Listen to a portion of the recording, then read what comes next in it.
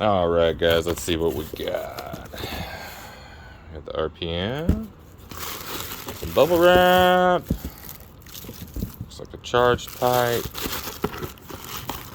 and we got the Christmas stickers. Pretty cool. Alright guys, so let's open it up.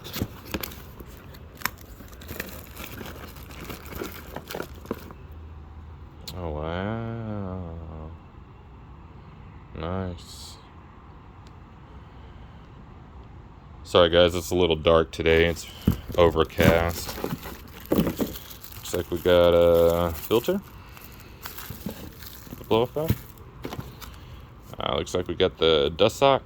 A couple different springs. Your choice of blow-off valve gate pressure, I guess.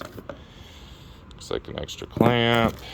And zip ties. Looks like some lube. And then possibly a rebuild kit. Anyways. Oh, don't let me forget. Looks like a booster reference line. Very nice. O-ringed. Nice billet adapter. Looks like nice silicone line used. Cool. I like it.